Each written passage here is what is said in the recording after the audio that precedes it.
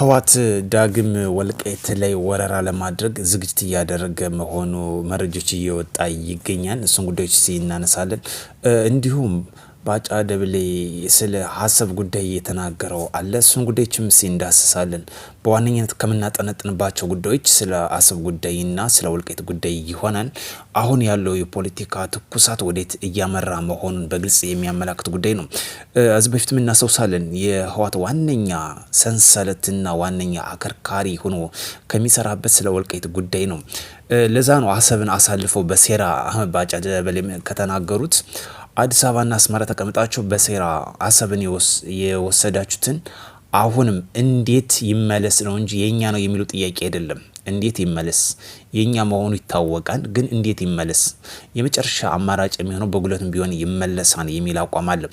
እዚህ ጋር ተያይዞ በዋነኛነት ከሚጠነጠንበት ዋነኛ አጀንዳ ስለ ወልቃይት ጉዳይ ነው።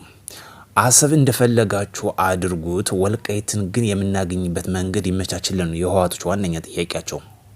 ለአማራ የሉና ጉዳይ የሆነው ደግሞ ወይም ደግሞ ፋኖም አሁን በዋነኝነት ከሚፈልገው የወልቃይት ጉዳይ ነው። ይህ ነው ዋነኛ የተነሳበት ጥያቄዎች።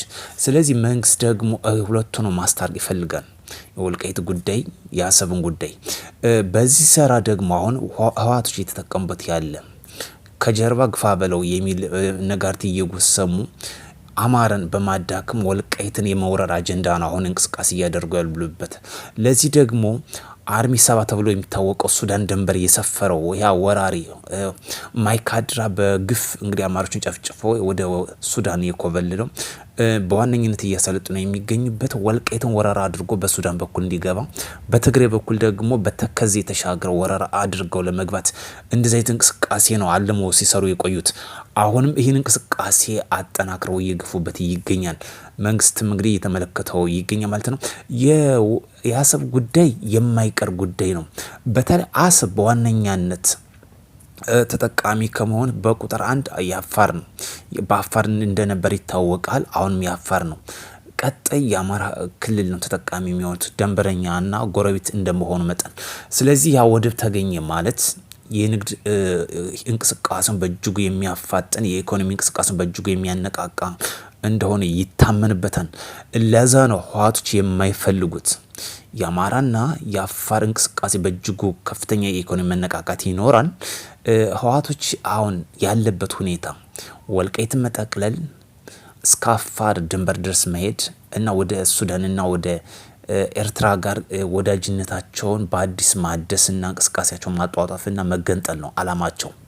ለዚህ ነው ፋኖ አሁን ሰከን ባለ መልኩ ከመንግስት ጋር በንግግር በድርድር ችግሩን ፈቶ ወደ ህሉና ወደ ሆነው ጉዳዮችን መዞር የሚያስፈልገው። መንግስትም ለዛው ጥያቄ ሲያቀርብ የቆየው አልዛ ግን ህወሓቶች ዋነኛ አላማቸው ከሻቢያ ጋር በመሆን ከግብጽ ጋር በመሆን ወልቃይትን መጠቅለል።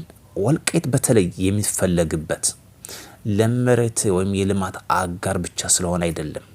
እስከ ሱዳን ድረስ ያዋስናል፣ እስከ ኤርትራ ድረስ ያዋስናል። እጅግ ስትራቴጂካሊ የሆነ ደረቅ ወደብ ነው ማለት ይቻላል። ስለዚህ ሁለቱንም ሀገሮች የሚያዋስን እንደመሆኑ መጠን ለኢኮኖሚ መነቃቃት፣ ለልማት መፋጠን እጅጉን አይነተኛ ሚና ይጫወተዋል። ለዛ ነው አሁን ያለውን የፋኖ እንቅስቃሴ ያላቸውንም የሌላቸውንም ድጋፍ አድርገው መደገፍ የሚፈልጉት። አሁን የሚያስፈልገው የፖለቲካ ትኩሳት በዛ ነው በጣም እያጧጧፉት የሚገኙ። ከጀርባ ዋነኛ አላማቸው የአማራ ስለተጎዳ አይደለም፣ አማራ ስለተገፋ አይደለም። ዋና ይህን ነጋርት የሚጎስሙት ዋና ለህሉና ጉዳይ ብለው ከያዙት የወልቃይትን ጉዳይ መጠቅለል በዋነኛነት አጀንዳ ስላደረጉት ነው። በዚህ ጉዳይ ደግሞ የታወቀ ነው። በተለይ በኬንያ ባለሙሉ ስልጣን የሆኑ ባጫ ደብሌ የተናገሩት ዋነኛ አላማው ዋነኛ የኛ መሆኑ ይታወቃል፣ እንዴት ግን ይመለስ የሚለው ብቻ ነው። ለዚህ መንግስት ደግሞ በሙሉ ዝግጅነት እንዳደረገ ይታወቃል። በምድር ኃይል በአየር ኃይል ሙሉ ዝግጅት ነው። የባህር ኃይል አሁን ደግሞ በሙሉ ዝግጅት ነው። ባህር ኃይል አሁን በዋነኛነት እየሰራበት ከሚገኘው ኤርትራን የማይቀር ጉዳይ ከሆነ ቀጥታ አውቶማቲካሊ በባህር ኃይልም ለመምጣት እንዲመች ነው። እኛ አሁን ባለን በኮንቴክስት የሚጠቅመን የአየር ኃይልና የምድር ኃይል ነው። ዋነኛው በኢትዮ ኤርትራ ጦርነት ጊዜ ዌቭ ኦፍ ፒፕል ነው የተጠቀምነ መንግስት ያኔ ዌቭ ኦፍ ፒፕል የኢትዮጵያ ህዝብ እና የኬንያ ወታደር ህዝብ ብዛት አይገናኝም። ስለዚህ የህዝብ ብዛት ወደ ጦርነት በማገድ በአንድ ወረራ ማድረግ ይቻላል። ያኔ በነበረበት ጊዜ አስመራን አሰብን ብቻ አይደለም አስመራን እያየናት ትተነው የተመለስን ነው የሚለው መከላከያ እስከ አስመራ ድረስ እንደሄደ ነው የሚያመላክተው። ባጫ ደብሌ እንደተናገሩት እስከ አስመራ ድረስ ዘልቆ የገባ መከላከያ ሙሉ በሙሉ ተቆጣጥሮ አሁን ቢጀምር ይሄ ዌቭ ኦፍ ፒፕል ይቀጥላል። አሰብን ብቻ ሳይሆን አስመራ ሊያሳጠው እንደሚችልም ስጋት ተፈርቶለታል። ለዚህ ደግሞ ዋነኛ ከሚነሳበት ፋኖ ሰከንበል አማራ ያለውን ልዩነት ተውት፣ ልዩነት ይፈታል። መንግስት ያቀረበውን በንግግር ይፈታል። ይሄ ነው ዋነኛው ትልቁ። እስራኤሎች የፖለቲካ ልዩነት ነበርባቸው። በጋዛ ጊዜ በተጀመረ ጊዜ ልዩነታቸውን ትተው ወደ ዋና ወደ ህልውና ጉዳያቸው ነው የዞሩት። ለዛ ደግሞ ዋነኛ የህልውና ጉዳይ አሁን ፋኖ ይህን ጉዳይ መንግስት ያቀረበለትን ሰላም አማራጭ ካልተከተለ አማራን ወደ አደጋ ውስጥ ለመክተትን እየሰራ መሆኑ አንዱ የሚያሳይበት ለዛ ነው። ብዙዎች እንደሚተነትኑት ብዙዎች አሁን ፋኖ እየታገለ ያለው ለህወሓት መሆኑ ነው። ምክንያቱም አንደኛ ፋኖ ኢፍ ቢቀጥል በአቅምም በምንም በብዙ ነገር ህወሓቶች ከራሳቸውን ሳያስገቡ ፋኖን ግን እያስጎዱ እያስበሉት ይገኛሉ። ይህ ደግሞ ኃይል አጣ ማለት ለነሱ ለወልቃይት ወረራ ለማድረግ እንደሚመቻቸው ነው ጥናቱ የሚያመላክተው። ስለዚህ ከጀርባቸው እነሱ ትንኮሳን ማድረግ ነው እንጂ ወደ ሙሉ ኃይላቸው ተኩስ ውስጥ አይገቡም። ምክንያቱም የመጨረሻ አማራጭ ለመጠቀም እንዲመቻቸው ወልቃይትን ወረራ ለማድረግ እንዲመቻቸው ነው። ስለዚህ ከጀርባ ኤርትራና ህወሓት ባንዴ በመሆን ፋኖን አይዞ ግፋበት በማለት የራሳቸው ምቹ ሁኔታ እየፈጠሩ መሆኑ መረጃዎች ያመላክታል።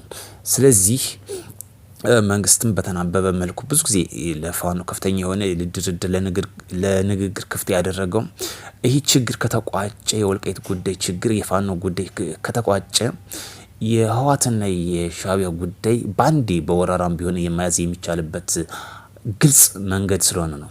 አመታት ሳይሆን ወራት በማይፈጅበት ውስጥ ባንዴ የምንፈልገውን አሰብ በእጅ ማስገባት ይቻላል የሚል መረጃዎች እየወጣ ይገኛል።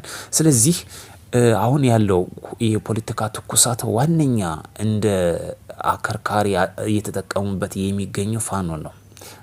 ከጀርባ ግፋበት፣ እኛ መጨረሻ ላይ ግን ወልቃይትን ጠቅለን እንገነጠላለን የሚል አዝማሚያን ያላቸው ኢቨን እንኳን በፊት ሰሜን ፓርክ የሚገኘው ሰሜን ጎንደር ብሔራዊ ፓርክ በእነሱ ጠቅለውት በመጽሐፍ ላይ ሁሉ ያወጡት እንደነበር ይታወሳል።